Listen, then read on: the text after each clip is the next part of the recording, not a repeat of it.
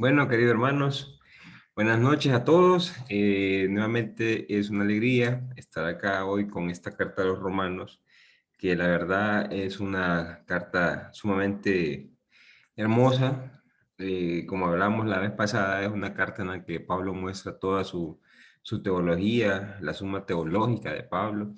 Y hoy vamos a empezar a ver lo que podríamos pensar que es como los capítulos más difíciles, que esto por lo generalmente nos enseña pues requiere de mucha concentración y de que alguien vaya explicando a la par nuestra, pues, pero pues gracias a Dios, aquí vamos a ir avanzando. La clase de hoy y la clase siguiente son, como reitero, tal vez los capítulos más difíciles de Romanos, que es el capítulo 2 y el capítulo 3. Entonces, como siempre, vamos a encomendar este momento al Señor para que Él nos ayude, para que sea Santo Espíritu el que nos ayude a ir caminando y aprendiendo todo lo que nos tiene que decir. Entonces, ahí donde estamos, vamos a decir en nombre del Padre, del Hijo, del Espíritu Santo. Amén. Padre bueno, quiero darte gracias, Señor, por esta oportunidad, porque eres tú el que nos tiene aquí reunidos, Señor. Gracias, Señor, porque sabemos que en la medida que crecemos en tu palabra, en tu conocimiento, es porque te amamos más, Señor. Gracias, Señor, porque estamos sedientos de amarte, de conocerte, de comprenderte, de poder limpiar tu rostro, Señor, de poder mostrar a nuestros hermanos lo bello que eres tú, Señor. Gracias, Señor, porque tú nos amas incondicionalmente. Gracias, Señor, porque a pesar de nuestras infidelidades, tú eres fiel. Tú siempre estás con nosotros y siempre estás apoyándonos en la parte difícil de nuestra vida. Gracias, Señor, por estos hermanos que están aquí reunidos, por los que verán esta grabación de manera sincrónica. Envía el Santo Espíritu siempre, Señor, sobre ellos, para que les pueda abrir la mente, su corazón, y que esta palabra que vamos a aprender el día de hoy podamos encarnarla. Te saludamos como el Señor Jesús te saludó a ti, Señor, y decimos, Padre nuestro que estás en el cielo, santificado sea tu nombre, venga a nosotros tu reino, haga, Señor, tu voluntad en la tierra como en el cielo. Danos hoy nuestro pan de cada día, perdona nuestras ofensas, como también nosotros perdonamos a los que nos ofenden. No nos dejes caer en tentación y líbranos de todo mal. Amén. Y que el Señor nos siga bendiciendo en nombre del Padre, del Hijo y del Espíritu Santo. Amén. Bueno, mis hermanos, como les dije, nos vamos a meter en un pantano hermoso ahorita. Un pantano que es una belleza, lo que vamos a ver. Eh, Vamos a ver la continuación de la carta a los romanos. Yo estoy haciendo con esto, o con ustedes, lo que estamos haciendo es tratando de tener una perspectiva un poco más amplia de la carta a los romanos, porque si bien es cierto, normalmente cuando uno toma un curso de romanos es muy poco lo que nos enseñan. Probablemente se puede sacar en 2 clases y era lo que en origen tenía pensado hacer, pero hay cosas que no se pueden quedar así por así. Yo creo que entre más aprendemos, más vamos a llegar a esa madurez espiritual que pues para eso estamos, para ir avanzando. Entonces, hoy, al igual que la clase pasada, va a ser un poco densa, pero iremos explicando parte por parte. Hoy solo vamos a ver 2 capítulos, probablemente, un capítulo y medio, perdón, para poder avanzar. Y eso nos va a ayudar a ir reforzando eso que les he dicho desde un inicio. Lo que estamos utilizando es el método de lectura semántico. ¿Qué es el semántico? Agarramos palabras claves y las explicamos. Y explicando la palabra clave, podemos llegar a un mejor entendimiento. Entonces, hasta el momento, pregunto, ¿están viendo la pantalla, así el cuadro grande, el que dice la presentación del curso? Sí. Sí. Ah, perfecto, excelente, excelente, excelente. Entonces, bueno, entonces como les decía, vamos a avanzar. Vamos a ver, ¿y esto? Aquí está. Perfecto. Entonces, esto es lo que vimos en la clase pasada. Hice un pequeño resumencito que ustedes lo tienen en las presentaciones. Y mirábamos que el Evangelio, decíamos, Pablo no se avergüenza del Evangelio porque es una buena nueva, pero que se mostraba en el Evangelio y muchas veces se nos ha olvidado predicar o enseñar que Dios reina, que Dios gobierna, como primer punto. Porque Dios reina sobre el pecado y reina sobre la muerte. Como segundo punto, que Dios está a favor del ser humano, no en contra, a favor. Que Dios, que el futuro del hombre no está en la muerte, el futuro del hombre está en la vida, que morimos para seguir viviendo, porque la muerte ha sido vencida. Esa sed de trascendencia es imposible creer que esa sed de trascendencia se va a acabar con la muerte. Probablemente, como hemos hablado, cambiamos de cuerpo, como nos cuenta Pablo, pero la sed de trascendencia sigue y esa es la que estamos destinados a rezar, a estar en el encuentro con Dios Padre. Por eso decía San Agustín, mi corazón inquieto está hasta que descanse en tu presencia, mi Señor. Dios busca la comunión con el ser humano. No es el ser humano el que muchas veces nos dicen, busquen a Dios y estas cosas, pero realmente Dios es el que nos está buscando. Somos nosotros los que nos cerramos a su gracia, somos nosotros los que nos cerramos a su misericordia, ya que Dios es el Emmanuel, el Dios con nosotros. Pablo nos mostraba también de que el Evangelio es el poder de Dios para la salvación. Y mirábamos lo que era la salvación en el Antiguo Testamento y la salvación en el Nuevo Testamento. Luego mirábamos ese segundo verso de primera Romanos, verso 16, que decía que, 17, perdón, que en Jesús se revela la justicia de Dios. Y hacíamos el proceso de la revelación desde el nombre de Él, allá con Abraham, luego con Yahvé, con Moisés, luego con Goel, que fue la más alta revelación en el Antiguo Testamento, luego cayó al Dios altísimo, al Dios de la retribución dogmática, y luego viene Jesús y nos enseña que Dios se llama Abba, que Dios lo podemos estar como Padre. Con la muerte de Jesús aparece el Espíritu Santo y nos muestra de que Dios vive, se enterró en nuestros corazones.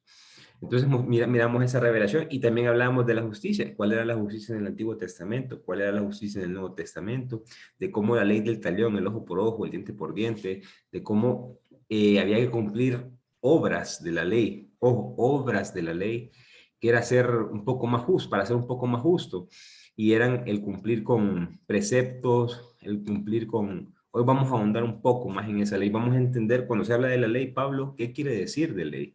Nos vamos a meter y a sumergir en esa ley para entenderla. Vamos a aprender un poco de cultura judía hoy para poder entender por qué Jesús estaba en contra de todas estas cosas. Y luego nos mostraba esto de que la justicia, decíamos al final, de que el justo vivirá por su fe.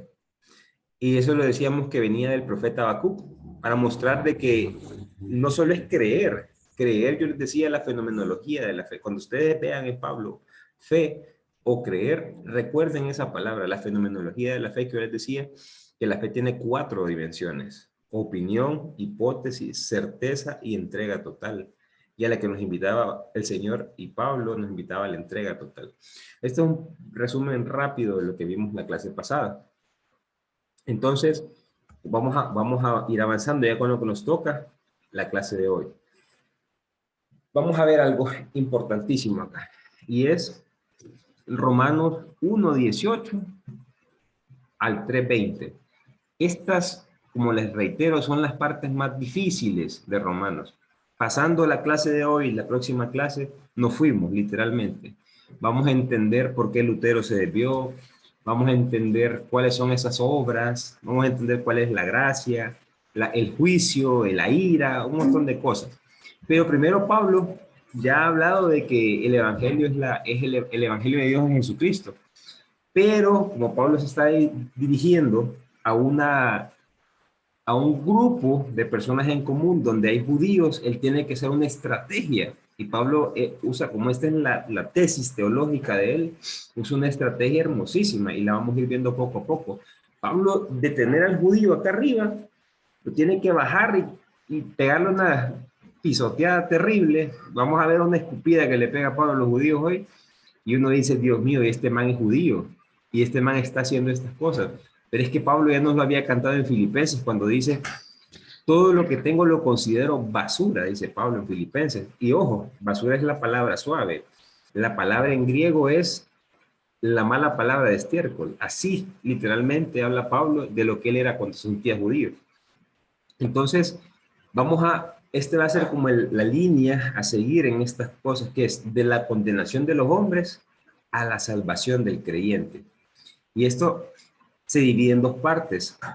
La parte que vamos a ver, como quien dice hoy, que es la parte negativa, que va del verso 1.18 al 3.20, probablemente nos vamos a quedar finalizando el capítulo 2, pues para no tocar esa parte porque es más escabrosa y mejor agarrarnos así fresquitos.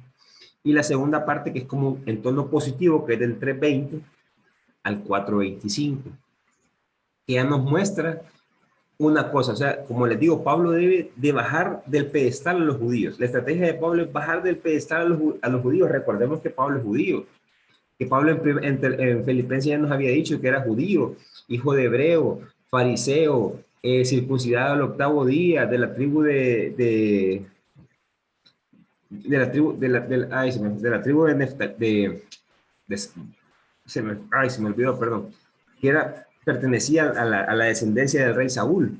Entonces, ¿quién más que este fariseo que entendía la ley perfectamente para saber cuál era el punto débil del judío? Y lo que hace Pablo es bajarlos completamente, hace una especie de embudo en los que va bajando, hasta que llega a la parte final, y es ahí donde perdón la expresión, pero los escupe, pues de una manera subliminal. ¿Por qué? Porque como se creía en el pueblo escogido de Dios, se creían que solo siendo judío vivía salvo, porque como Dios se les había revelado a ellos, y no es que Dios se les reveló a ellos, que fueron lo suficientemente dóciles, podemos decir en términos de siglo XXI, para poder entender la revelación de Dios. Y eso es una realidad. Y así lo mencionamos nosotros los cristianos en el Concilio Vaticano II. Entonces, voy a empezar a leer y les sugiero que tengan su Biblia en mano, rayenla, vamos a ver las palabras clave, vayan rayándolas, vayan subrayándolas. La vez pasada habíamos leído hasta el 1.17. Vamos a continuar hoy al 1.18. Dice así la escritura. Igual la tengo aquí escrita. En efecto, la ira de Dios se revela desde el cielo contra las maldades e injusticias de los hombres que aprisionan la verdad con injusticia. Pues ellos teniendo claro lo que puede conocerse de Dios, ya que lo propio de Dios se manifestó, porque lo invisible de Dios desde la creación del mundo se manifiesta a la inteligencia de sus obras. La inteligencia a través de sus obras o a través de su creación. Su Padre eterno y su divinidad, en consecuencia, son inexcusables, porque habiendo conocido a Dios, no lo alabaron como a Dios, ni le dieron gracia. Antes bien se ofuscaron en su razonamiento y en su insensato corazón. Se entenebreció, jactándose de sabios se volvieron necios, cambiando la gloria del Dios incorruptible por una representación de hombres corruptibles, aves, cuadrúpedos, reptiles. Por eso, Dios lo entregó a sus apetencias y deseos, hasta un grado de impureza tal que deshonraron entre sí sus propios cuerpos. Ellos cambiaron la verdad de Dios por mentira y adoraron y sirvieron a la criatura en vez del Creador, que es bendito entre los siglos. Amén. Por eso lo entregó Dios a las pasiones infames, pues sus mujeres invirtieron la relación natural por otras en contra de la naturaleza. Igualmente los hombres abandonaron la relación natural con la mujer, se abrazaron en deseo los unos a los otros, cometieron actos infames, hombres con hombres, y en consecuencia recibieron en sí mismo el pago merecido por su extravío. Como no tuvieron a bien honrar el verdadero conocimiento de Dios, los abandonó Dios a sus descarríos, a su descarrío de su mente insensata, para que hicieran lo que conviene. Por eso están llenos de injusticia, perversidad, codicia, envidia, homicidio, contienda, engaño, malignidad. Por eso son difamadores, detractores, enemigos de Dios, ultrajadores, altaneros, fanfarrones, ingeniosos para el mal, rebeldes a sus padres, insensatos, desleales, amorados y despiadados. Pero además saben que Dios declara reo de muerte al que practica tales cosas. No solamente las practican, sino que aprueban a quien las comete. Palabra de Dios. Miren estas partes, hermanos. Yo aquí en la parte, en el lado derecho, tengo las palabras claves que vamos a tratar en estas primeras diapositivas. Primera palabra clave que tenemos es la ira de Dios, pero es lo que les decía, aquí Pablo muestra de que todos los hombres son pecadores. Indudablemente sea griego, ya en Filipenses en Gálatas nos había dicho, griego y judío son lo mismo, para decirnos que todos somos pecadores. Y es aquí donde nos muestra la primera palabra clave, que es importantísima comprenderla, y es la ira de Dios. Y uno dice, ¿y la ira de Dios qué es? Primero hay que definir qué es ira de Dios. La ira de Dios es un antropomorfismo, porque morfismo viene de morfo, que es forma, y antro, que es antros, que es ser humano, o sea, es un antropomorfismo. Cuando decimos la ira de Dios, estamos en las manos de Dios, Dios nos dio la espalda, lo que estamos haciendo es un antropomorfismo. Y hoy nos ponemos en las manos de Dios, mis hermanos, para poder entrar a esta carta. Entonces, primero hay que entender eso. No son términos que se le dieron desde el Antiguo Testamento. Estos términos no nacen en el Nuevo Testamento, son términos proféticos. Son términos que aparecen con los profetas. ¿Por qué? Porque la ira de Dios, como les digo, es un término acuñado por los profetas. ¿Pero qué es ira de Dios? Es la forma como Dios corrige el pecado de la historia. Repito, la ira de Dios es la forma como Dios corrige el pecado de la historia. La ira de Dios es la forma como Dios corrige el pecado de la historia y lo hace corrigiendo al hombre. Según la mentalidad judía, lo hace por medio de castigos. Pero uno se pregunta, ¿y por qué? ¿Y de dónde surgían estas ideas? Pues, pero es que ya en Proverbios 13:24, ya nos dice algo que a mí me desconcertaba un poco ayer que lo leía. Dice lo siguiente. Perdón. Quien no usa la vara, quien no usa la vara para corregir a su hijo, no lo ama. Entonces, como se entiende que Dios corrige porque nos ama, entonces ahí se empieza a ver esa idea del Dios que manda castigos. ¿Para qué? Para corregir al ser humano. Entonces, y después va a salir una idea de decir que Dios ama, ¿cómo es? Al que Dios corrige porque Dios lo ama más. Imagínense a dónde llegó esa idea judía mal interpretada, que llegamos a pensar, y en Hebreos aparece, de que si viene la prueba es porque Dios te ama más. Es por estas ideas, surgen de esta idea, de esa concepción judía, demostrar de que Dios corregía el mal en el ser humano por medio de castigos. Y había gente que el mal estaba tan impregnado que lo que hacía Dios era matarlo. Y lo mataba por medio de enfermedades, la lepra, la minusvalidad. Entonces Dios lo que hacía era, como no era una persona justa, le mandaba enfermedades, le mandaba miserias, le mandaba problemas, le mandaba muertes. ¿Para qué? Para ir acabando poco a poco. Ellos desfiguraron completamente la ley de Dios. Para mostrar lo que Pablo está explicando ahorita. La ira de Dios es la manera como Dios corrige el pecado de la historia. Y lo corrige, según el término judío, a través de castigos. Ya vamos a ver en el nuevo, para nosotros los cristianos, cómo lo corrige. Luego de eso, podemos ver lo siguiente. Dice, primero, ya definimos qué es ira de Dios.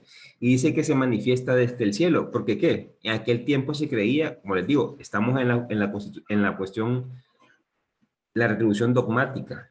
Estamos en el Dios altísimo. Se cree que Dios está ahí arriba y que el ser humano está acá abajo y que Dios se deleita viendo cómo los seres humanos le servimos a Él.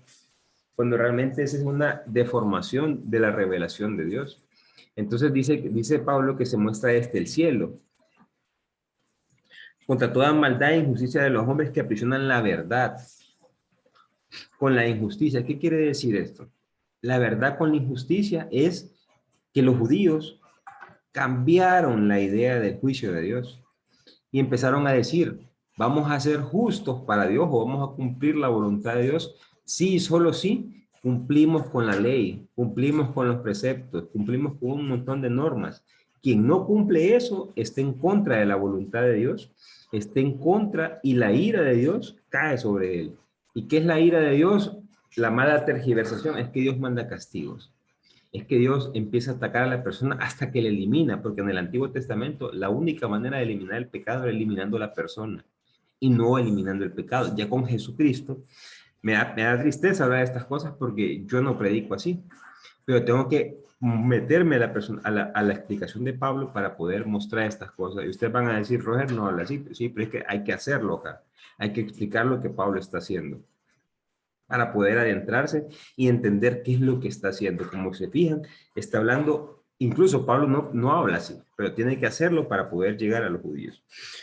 Dice, pues ellos tienen claro, se aprisionan con la injusticia, pues ellos tienen claro todo lo que pueden conocer de Dios. Como les decía, Dios se le reveló al pueblo judío. Ellos son los primeros, ya así lo dirá el Concilio Vaticano II. Dios tuvo a bien revelarse al pueblo judío, y así lo dirá la Constitución dogmática, la Verbum Domini, que dice que desde el inicio de la creación, Dios se le reveló a los judíos a través de Abraham, Moisés, los profetas, y después por medio de Jesús. Así lo dirá también la carta a los Hebreos en el capítulo 1, verso 1 y 2. De muchas formas habló Dios a su pueblo a través de los profetas. Hasta llegar a la plenitud de los tiempos, habló a través de su Hijo. Entonces, lo que nos muestra es que los judíos, como tenían la revelación, la tergiversaron. ¿Para qué? Para poder tener más beneficios. Porque quien cumplía esas normas, quien cumplía esas leyes, era del pueblo elegido de Dios. Y quien era de otro pueblo podía ser judío. Claro que sí, pero no era judío puro. Era prosélito, era temeroso, era un montón de cosas más. Pero al judío le interesaba era recoger dinero, recoger riquezas, recoger un montón de cosas y tener a la gente bajo el yugo de la esclavitud. Y es contra lo que va Jesús después. Sigamos con esto entonces. Ya que el propio Dios se les manifestó, verso 19, porque lo invisible de Dios, verso 20, desde la creación del mundo se muestra a través de sus obras o a través de sus criaturas. Dios siempre, aquí lo que nos está diciendo Pablo es que, aunque no entendíamos en ese momento, pero Dios se sigue revelando desde el inicio de la creación y se muestra a través de su creación, de los animales, del ser humano, del planeta, del cosmos. A través de todo eso se sigue manifestando el Señor.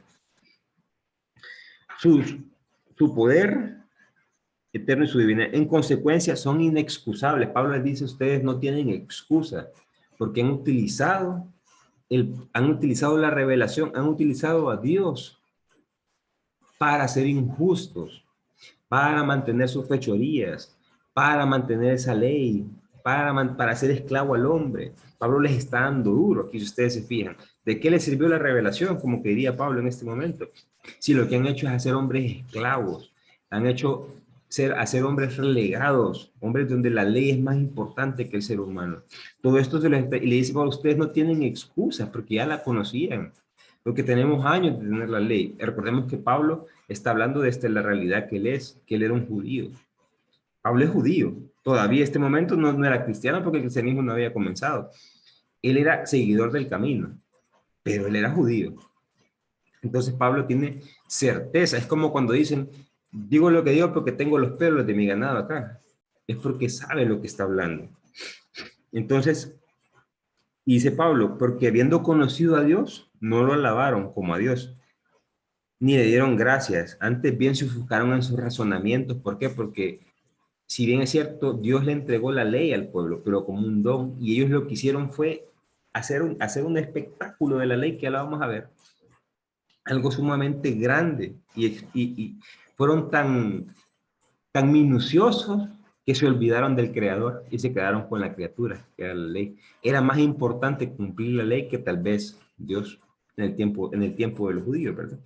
Se olvidaron de aquella revelación hermosísima que vimos en la clase pasada de Goel, el Dios restaurador, la revelación más grande del Antiguo Testamento. ¿Por qué?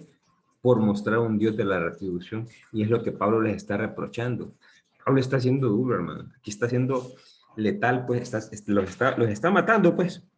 Y miren lo que dice después, jactándose de sabios se volvieron necios, cambiaron la gloria del Dios incorruptible por representaciones en forma de hombres corruptibles.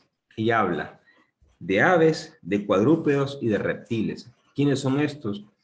Aquí se le conoce como la idolatría. Lo que está diciendo Pablo es que cambiamos a Dios por la idolatría.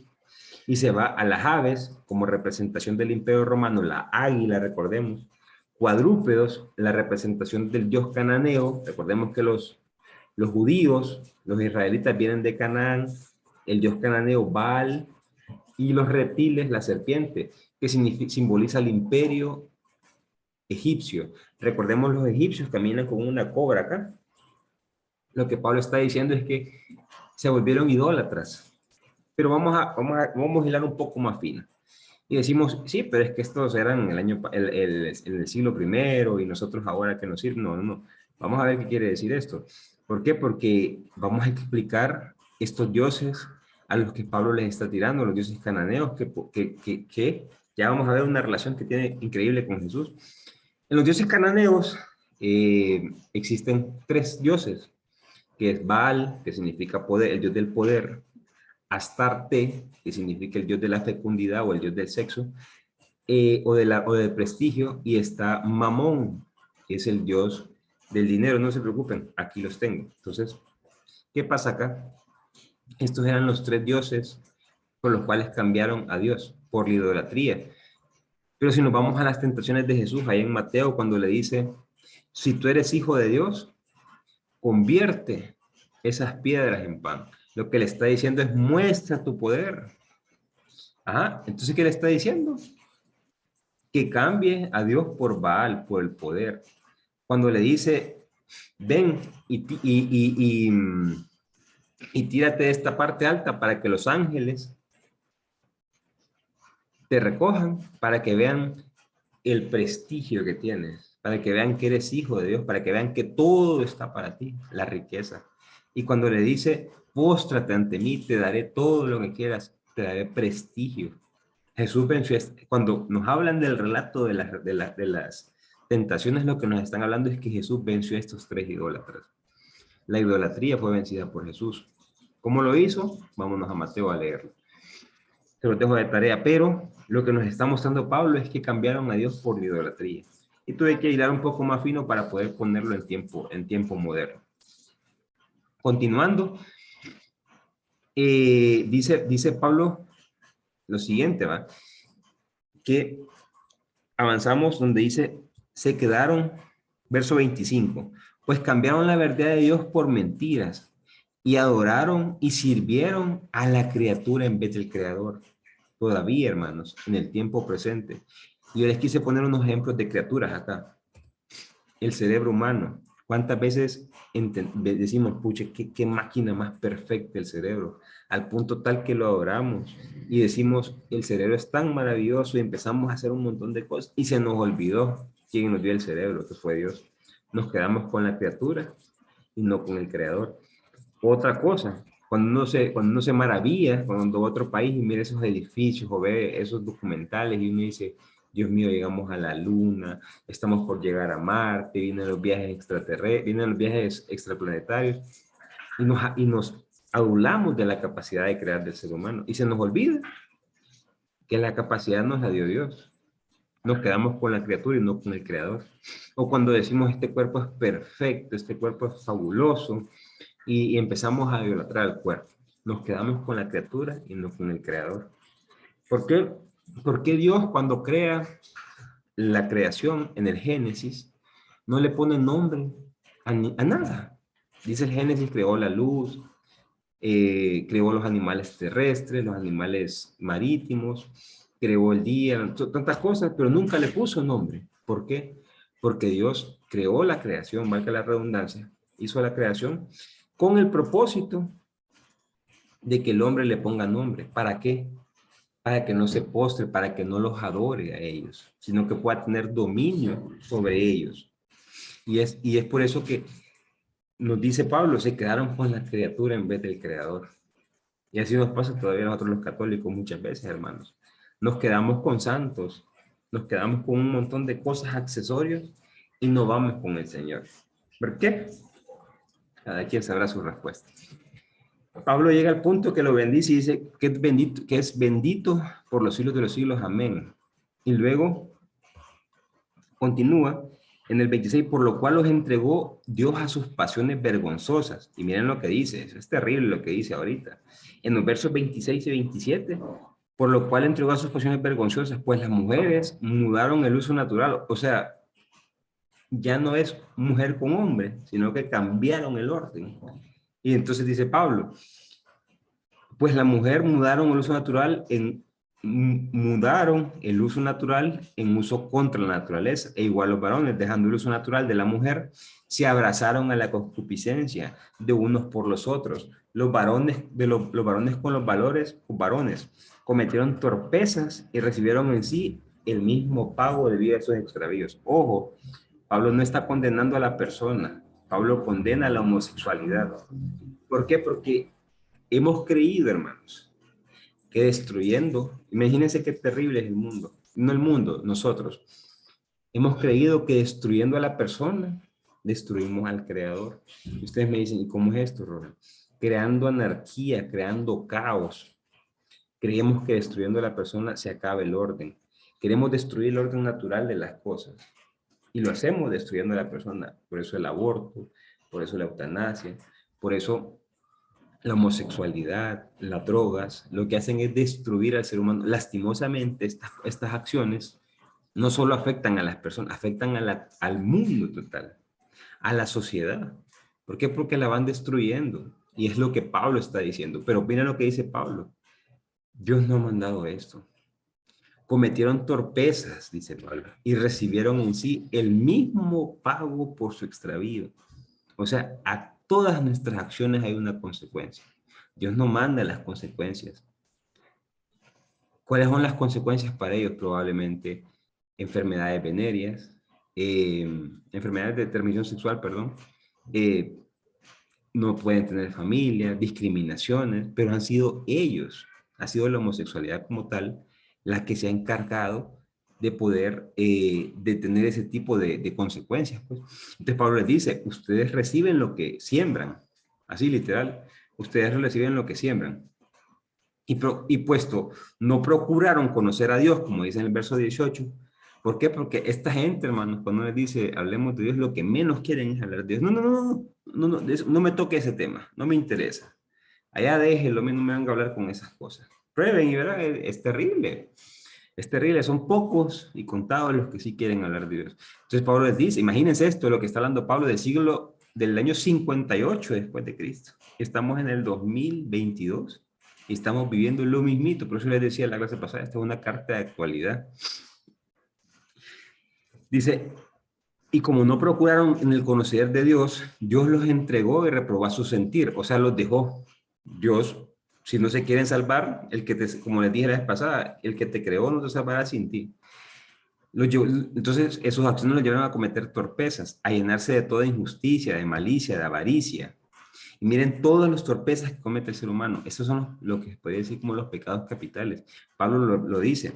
Las torpezas de las decisiones lo llevaron, oigan bien, sus propias decisiones lo llevaron a ser injustos, a tener malicia, avaricia, maldad, envidia, homicidio, engaños, contienda, malignidad, chismosos, calumniadores, aborrecedores de Dios, ultrajadores, orgullosos, fanfarrones, inventores de maldad, rebeldes a sus padres, insensatos, desleales, desmoronados, despiadados. Así les dice Pablo porque dice que todas sus acciones los han llevado a eso. Entonces el juicio de Dios no es Dios castigando a la persona. El juicio de Dios se da cuando la persona se aleja de Dios.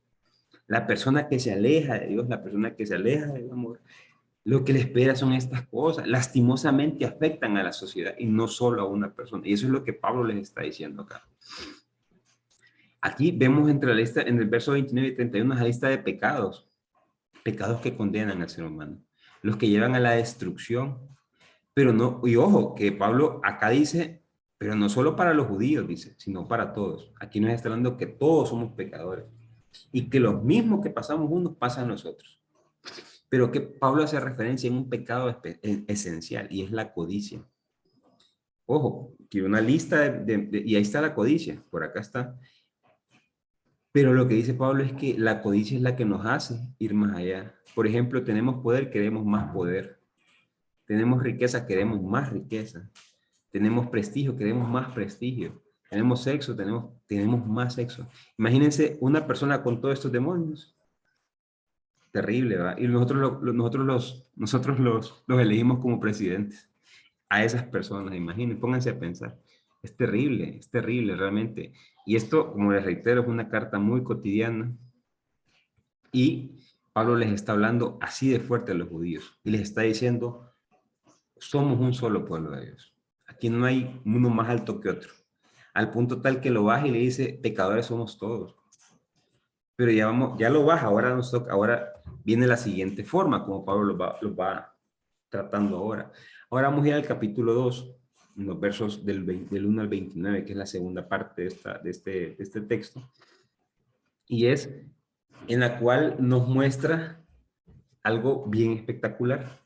Y vamos a leer el capítulo 2, en el verso del 1 al 19.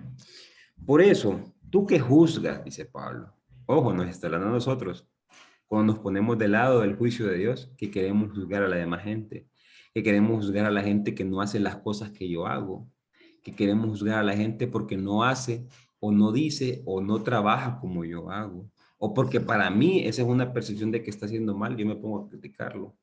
Ojo a lo que dice Pablo. Quien quiera que seas, a todos nos está hablando, tú no tienes excusa, pues al juzgar a otros te condenas tú mismo. Ojo, ¿verdad? Te condenas a ti mismo, ya que haces lo mismo que aquellos hacen y es juzgar. Pero sabemos que Dios juzga conforme a la verdad a los que hacen, pero sabemos que Dios juzga conforme a la verdad a los que hacen semejantes cosas. ¿Cuál es el juicio de Dios? La verdad.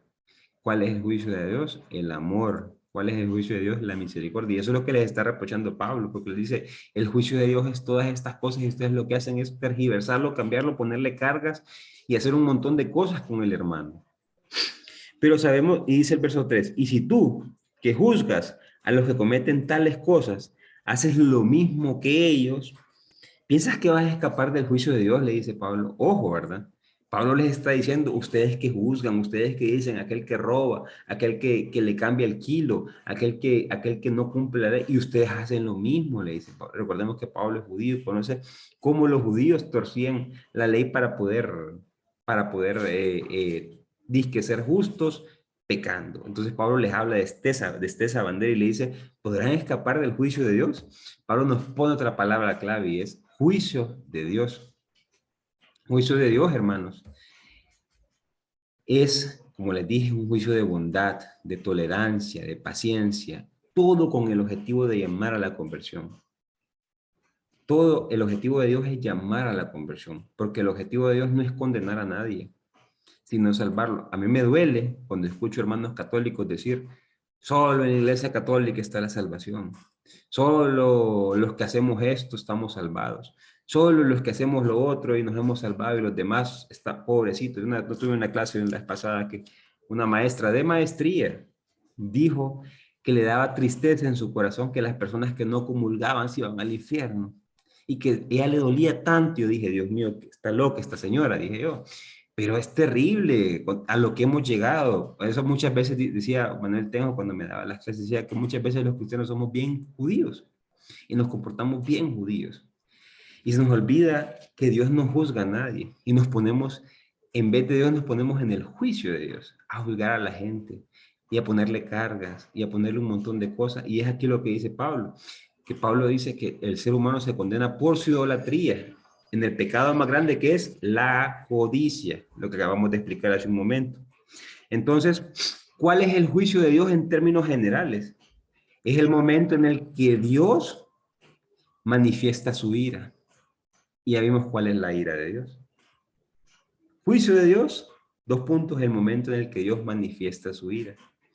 Y es la ira de bondad, de amor, de paciencia, de misericordia. Esto todo el tiempo ha estado, hermanos. Pero los judíos, reitero, cambiaron. Los judíos del siglo I, no sé los judíos de este momento, pero del siglo I cambiaron y tergiversaron para poder tener privilegios, jerarquías, poder, para poder ser la clase pudiente y ser la élite y después el pueblo de Dios. Para eso, lógicamente, Pablo está yendo en contra de todos esos, de toda esa gente. El juicio de Dios, en un lenguaje bíblico, es el momento cuando Dios manifiesta su ira. Sigamos leyendo. Verso 4. ¿O qué precisas tal vez? ¿O qué precisas? Tal vez tus tesoros de bondad, paciencia, tolerancia, sin reconocer sin reconocer que esa bondad de Dios te impulsa a la conversión. Por tu cerrazón de mente y tu carácter impenitente vas atesorando contra ti ira para el día de la ira, cuando se revele el justo juicio de Dios. ¿Quién dará a cada quien según sus obras? Ojo. Entonces, ¿qué nos está diciendo Pablo? Miren qué hermoso lo que nos está diciendo Pablo. El juicio de Dios no es Dios que va a estar sentado en un tribunal diciendo vos sí, vos no. No. Nuestras obras nos condenan. Nuestras obras nos alejan a Dios. Nuestras obras nos acercan a Dios. Entonces, ¿el juicio de Dios de quién depende? De mí. No depende de Dios. El juicio, según Pablo, según Romanos, reitero, verso 6, quien dará a cada quien según sus obras. Es mis acciones los que me condenan o me acercan a Dios. Nadie más. De mí depende estar con Dios o estar lejos de Dios. Los que perseverando en el bien busquen gloria, honor e inmortalidad recibirán vida eterna. O sea, quien se mantenga haciendo el bien, quien se mantenga amando, recibirá vida eterna. Mas a los rebeldes, indóciles a la verdad y dóciles a las injusticias, les guarda la ira y la cólera. Sus propias acciones los van a condenar. Ahí no tiene nada que ver Dios. Sufrirán tribulaciones y angustias. Cualquiera persona que angustia a cualquier persona que obre el mal, dice Pablo en el verso 9. Primero el judío y luego el griego. O sea, esto es parejo. Esto no solo es para el pueblo de Dios que se creía judío y los griegos paganos, no, esto es para todos los hombres. Por eso, cuando decimos al final de nuestros días, seremos juzgados por el amor. Seremos juzgados por la manera como actuamos en el mundo, cómo nos entregamos. Y eso no es que se lo parió un teólogo, no, es que está aquí en la carta a los romanos. Pablo, como les digo, el culmen de su teología, la suma teológica de él, es mostrar que nuestras acciones nos condenan o nos salvan. El juicio de Dios depende exclusivamente de mí, de cómo yo he vivido esta vida, de cómo yo me he comportado. Y vamos a ver algo más hermoso más adelante, que me encanta esto. En cambio dice, disfrutará de gloria, honor, paz, todo aquel que obra el bien. Primero el judío, pero también el griego. Se condenan judíos y griegos, o sea, se condenan todos o se salvan todos. Ven como Pablo tiene que bajar del pedestal a los judíos y decirle, hey, aquí no hay diferencia entre griego y judío, todos somos iguales, todos somos hijos de Dios. Qué difícil, hermano, en nuestros tiempos que no creemos más que otros muchas veces. Que porque no piensa igual que mí, o porque no hace lo que yo hago, ya es diferente, o no sigue la voluntad de Dios. Y Pablo lo que está mostrando aquí es una unidad, que todos somos hijos de Dios, y que no hay nadie más alto ni más bajo, y que no hay nadie mejor ni peor, sino que o somos pecadores, o somos buenos, o actuamos bien, o amamos, pero todos estamos al mismo nivel. Miren lo que dice después. Porque Dios, ojo, verso 11, es imparcial. Dios no tiene preferencias. Así lo dice Jesús. El sol sale sobre buenos y malos. La lluvia cae sobre justos e injustos. Dios es imparcial. Dios no tiene preferidos. Como decían ahí en Hebreos, al que prueba es que quiere más. No, hombre, eso es una locura. Eso es retribución dogmática. Por eso en Hebreos tiene que hablarlo así, pero cuando veamos Hebreos les voy a explicar por qué. Pero Dios ama por igual, porque Dios es imparcial. Verso 12. Cuando pecaron sin conocer la ley, ¿cuántos pecaron sin conocer la ley? Morirán también sin ley. Cuantos pecaron, sujetos a la ley, por la ley serán juzgados.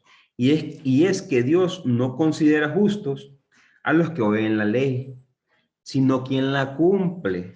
Esos serán justificados. Miren qué hermoso. Aquellos que creían que por escuchar la ley eran justificados. No, dice Pablo, son los que lo cumplen. Y nos da otra palabra, la ley. Vamos a explicar qué es la ley. El pueblo de Israel es el pueblo de la ley, el cual recibió la ley como don, como un regalo de Dios. Y Pablo critica eso, porque la ley llegó a ser más importante que Dios. ¿Y cuál es la ley? Una parte de la ley es la que aparece en los 10 mandamientos en Éxodo 20 y en Deuteronomio 6. La ley la podemos mencionar en el Antiguo Testamento. Cuando se refieren a la ley en la Biblia, se refieren a 4 cosas. 1, el Pentateuco, los primeros 5 libros de la ley, o sea, la Torá. Génesis, Éxodo, Deuteronomio, Levítico y Números, el Pentateuco. 2, profetas y salmos, o sea, los escritos, que estos se le conocen como los Neviín y los Ketubín. En hebreo, miren qué interesante cómo hace toda la ley para el judío se le conoce como la Tanakh,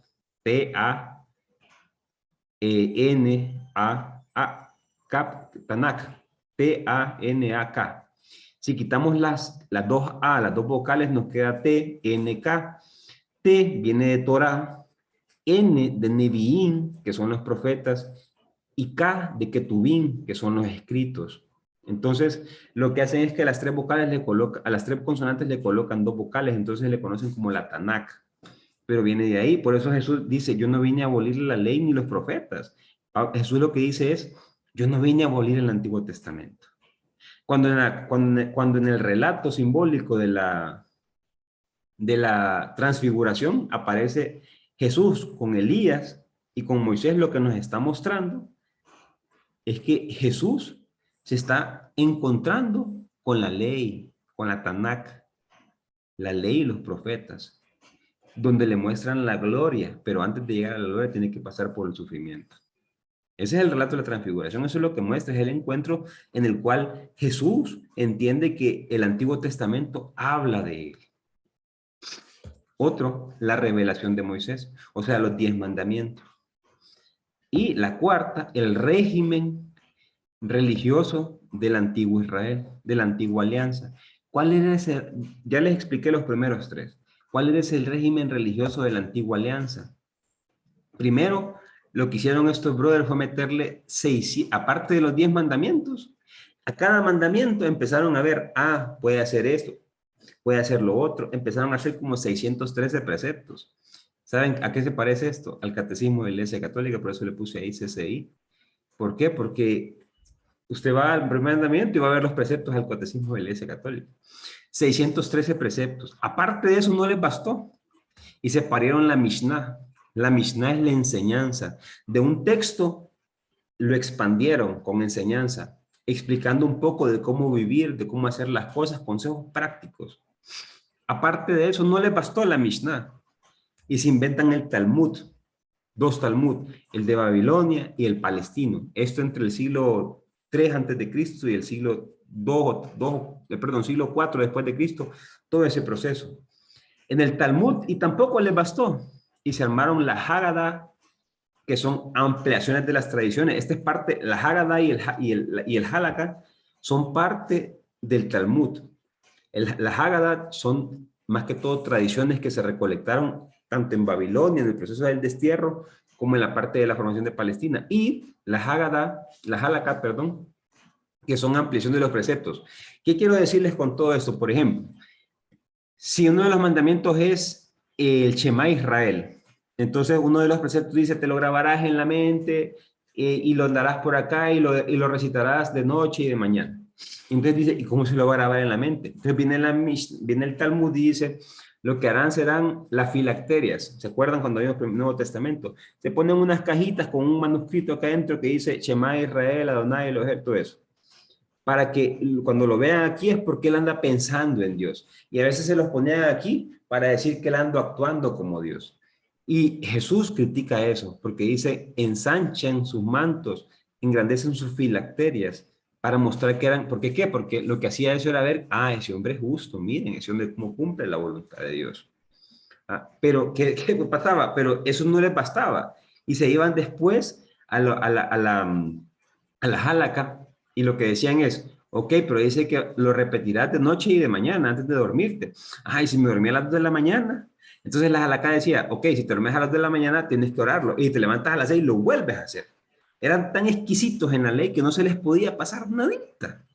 Entonces, al hacer esa exquisitez, por decirlo así, esa perfección en el cumplimiento de la ley, ¿qué es lo que logran? Creerse perfectos, reprochar al otro, juzgar al otro. ¿Ven cómo va amarrando todo? Al inicio, ¿verdad? Dice, tú que juzgas, porque Pablo está viendo cómo Pablo es judío. Pablo está explicándoles cómo es eso. Y entonces, ahorita que explicamos un poco el tema de la ley, y cada vez que ustedes vean la ley, recuerden todo esto que les acabo de explicar. Hemos estado viendo un poquito de contexto judío porque es interesante. Aparte de eso, nos podemos ubicar y decir, cuando Jesús decía las filacterias era por, sí, eran de los preceptos, de la Haga, del Talmud, de la Mishnah, de todo eso. Es interesantísimo. Entonces, este es el que se le llama como la ley, y a esto se le llama el régimen de la nueva alianza, que no era impuesto por Dios, sino fue por los rabinos. Y llegó a ser tan importante, más importante que el Pentateuco, más importante que Dios, más importante que el ser humano. Había que cumplir, sea como sea la ley. Luego viene el verso 14. Disculpen que me emocione un poco. En efecto, cuando los gentiles, miren lo que dice, miren lo hermoso que dice después Pablo acá. ¿Cómo seremos juzgados? Verso 14. En efecto, cuando los gentiles, aunque no tengan ley, cumplen naturalmente las prescripciones de la ley, para sí mismos son ley. Y uno queda, ¿cómo es esto? Prescripciones para sí mismos y que no sé qué. Ponen en manifiesto que la realidad de esa ley está escrita en su corazón. Miren qué hermoso esto. Así lo atestiguan además su conciencia y los juicios contrapuestos que emiten condenación o alabanza. Miren lo que les está diciendo Pablo. La ley siempre ha estado escrita en su corazón, dice Pablo. Hay muchos que se mueven bajo una ley que no conocen, pero que se dejan guiar por la conciencia. Porque como siempre les he dicho, yo que me encanta esa frase, la conciencia es el Cristo o el Dios aborigen del alma. Es el que nos indica. Yo siempre les digo a los muchachos de catequesis, ojo, pilas, pilas, pilas, porque la conciencia es la que nos muestra y es la que nos permite estar viviendo un cielo o un infierno. ¿Cómo será la realidad del expresidente en este momento? Un infierno. Seguramente, no tengo ni que dudarlo, seguramente. ¿Cómo es nuestra realidad en este momento que estamos en casa, descansando con nuestra familia, que tenemos la conciencia tranquila? Un cielo. ¿Pero por qué? Porque nos hemos regido, porque nosotros no nos regimos bajo la ley, nos regimos por la fe. Y nos regimos por la conciencia. Entonces es la conciencia, la voz de Dios, hablándonos. Por eso la iglesia tiene tanta importancia en la conciencia, al punto tal que nos dice que debemos de formarla, debemos de irla alimentando para que llegue a una plenitud tal que sea ella la que nos rija. Cuando nos dejamos regir por la conciencia, hermanos, llegamos a una madurez en la cual no me importa qué digan los demás, porque con tal que mi conciencia, la cual está bien formada, la cual está y entiende que me tengo que regir bajo el amor, esté tranquila porque me he dado por el otro, me he entregado por el otro, le he servido al otro, yo estoy tranquilo. Eso es lo que nos está diciendo Pablo. En esta etapa ya la ley no importa, dice Pablo, porque hay mucha gente que es mejor que ustedes, porque se ha dejado guiar por su conciencia. Es la conciencia la que lo condena o lo justifica, porque son sus acciones las que lo condenan o lo justifican. A mí me parece hermosísimo esto. Luego viene el verso 17. Pero si tú, dice Pablo, que te dice ser judío, que apoyas en la ley, te enorgulleces de creer en Dios, que conoces su voluntad, que disiernes qué es lo mejor, educado como estás por la ley, estás convencido de ser guía, oiga, que por ser de la ley estás convencido de ser guía de ciegos y sos la luz en medio de las tinieblas, que te crees educador de ignorantes, maestro de niños, porque posees la ley en su máxima expresión. Perdón, la ley en expresión misma de la ciencia y de la verdad. Pues bien, tú que instruyes a los otros, ¿por qué no te instruyes a ti mismo? Le dice Pablo. Porque dices no robas, pero robas. Porque le dices no adulteres el producto y tú lo adulteras. Porque dices hay que dar la ofrenda al templo y tú lo que haces es un corbán y te pajeas y no das la ofrenda. Perdón, tienes que mantener a tu padre y lo que haces es un corbán y das un poquito al templo.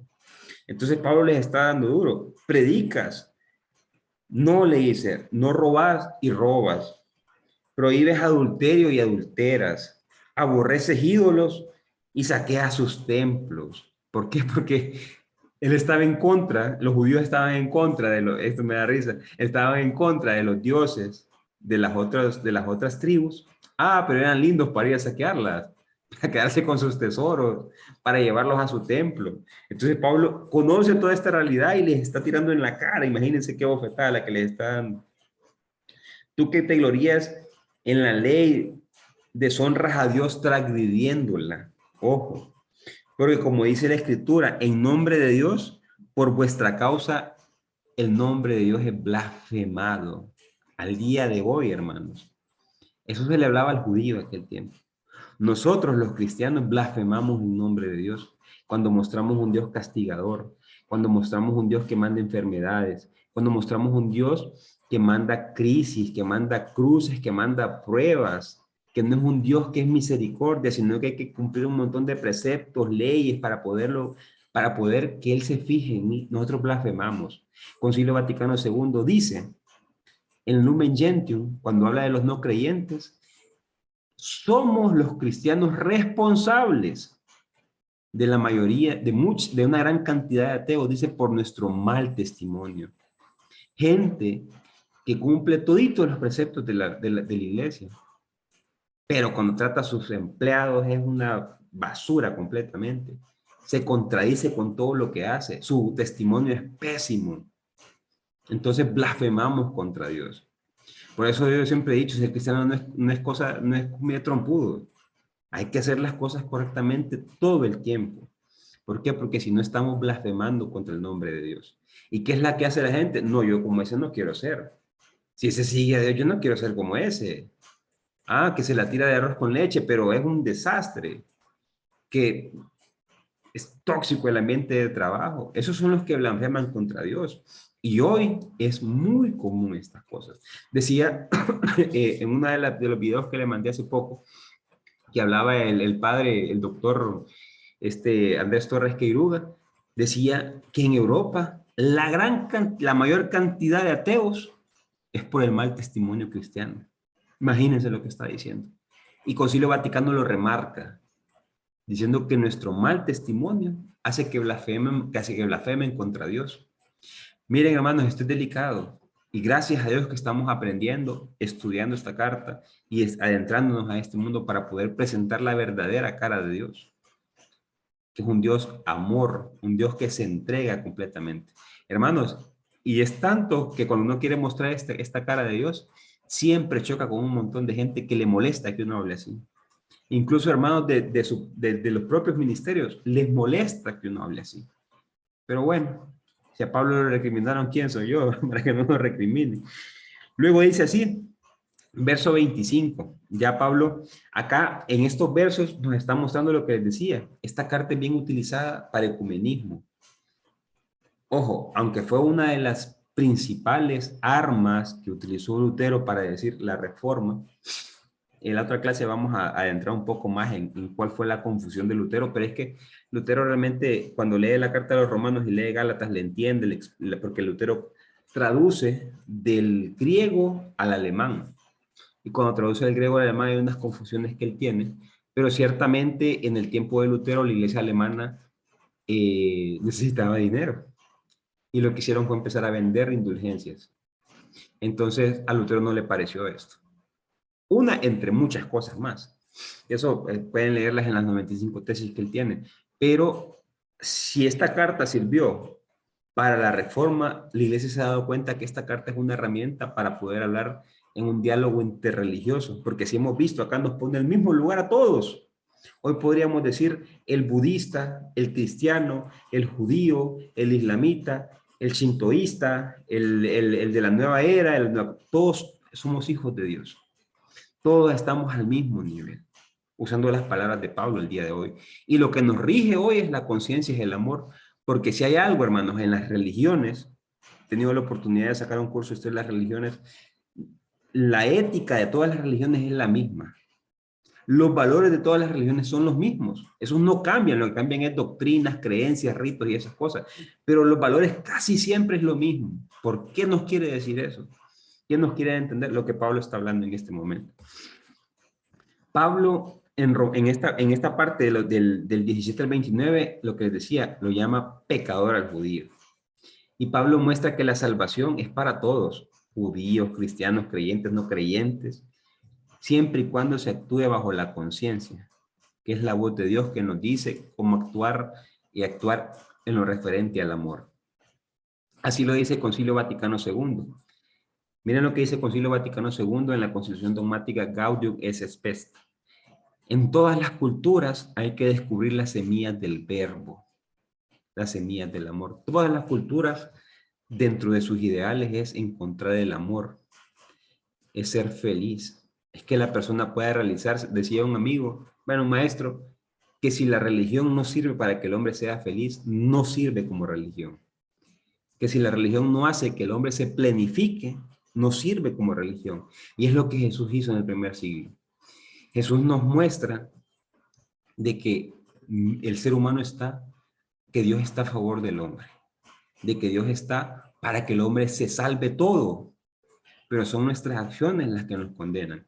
Y miren qué hermoso, y con esto vamos a terminar el día de hoy. Hay algo hermosísimo con esto de la conciencia.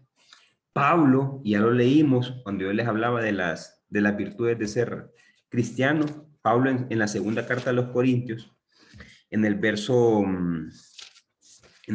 3, perdón, capítulo 3, vamos a leer, con esto nos vamos a despedir hoy. Segunda carta a los Corintios, capítulo 3, versos 3. Miren lo que dice Pablo. Evidentemente, sois una carta de Cristo redactada con nuestro ministerio, escrita no con tinta, sino con el Espíritu de Dios vivo, y no en tablas de piedra, sino en tablas de carne en nuestros corazones, haciendo alusión a Jeremías 31-33, que dice que la nueva alianza estará escrita con latín, estará escrita en el corazón. Yo cuando entendí esto, mis hermanos, me di cuenta de que es importantísimo formar la conciencia. En la medida que formamos la conciencia solo se forma de una manera, y es actuando bien, es conociendo, es entregándose por el otro, es sirviendo al otro.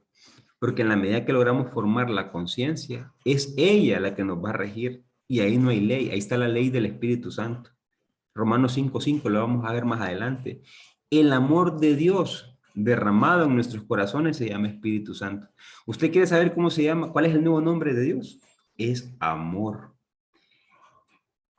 El Deuteronomio, capítulo 20, entre los versos 4 y 5, dice, no usarás el nombre de Dios en vano.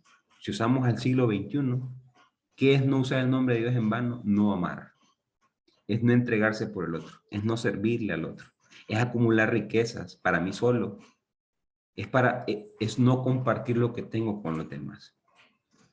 Hermanos, somos bendecidos, somos llenos del Espíritu Santo, de esta maravilla que se llama Espíritu Santo que se quedó en nuestros corazones y que nos indica cómo llevar la vida. Que sea este mismo Espíritu de Dios que iluminó a Pablo para contarnos estas maravillas, el que nos sigue iluminando en nosotros. Oh Santo Espíritu de Dios, tú que revoloteabas al inicio de la creación, tú que cambiaste el caos en creación, tú que hablaste por los profetas, Señor, y tú que te encargaste de mostrar estas bellezas al mundo por medio de Pablo, Sigue actuando en nosotros, Espíritu Santo. Tú que vives en nuestros corazones, tú que nos haces ser parte de la nueva alianza, sigue actuando en nosotros. Abre nuestra mente, nuestro corazón. Permítenos poder encontrarte, Señor, en esas reflexiones, en esa manera como tú nos hablas, en esas formas como tú nos instruyes para hacer el bien. Oh Espíritu de Dios, tú que conoces nuestro interior y conoces el interior de Dios, ayúdanos a parecernos más a Él, a poder entregarnos por el otro, a poder ser imagen y semejanza de Dios. Espíritu de Dios, tú que eres el amor de Dios derramado en nuestros corazones, ayúdanos a amar, porque sabemos que en la manera como amamos, como nos entregamos por el otro, nos pareceremos más al Padre. Que esa sea nuestra única misión, Señor, parecernos al Padre, parecernos a ese Dios que Jesús nos enseñó, parecernos a ese Dios que Jesús nos enseñó a saludarlo. Y hoy queremos saludarte, Padre bueno, con esa oración que nos dejó nuestro Señor Jesucristo. Padre nuestro que estás en el cielo, santificado sea tu nombre. Venga a nosotros tu reino. Hágase, Señor, tu voluntad en la tierra como en el cielo. Danos hoy nuestro pan de cada día. Perdona nuestras ofensas, como también nosotros perdonamos a los que nos ofenden. No nos dejes caer en la tentación y líbranos de todo mal. Amén. Padre bueno, que tu bendición descienda sobre nosotros en el nombre del Padre, del Hijo, del Espíritu Santo. Amén. Bueno, mis queridos hermanos, voy a terminar de salirme de aquí. Voy a pausar la clase.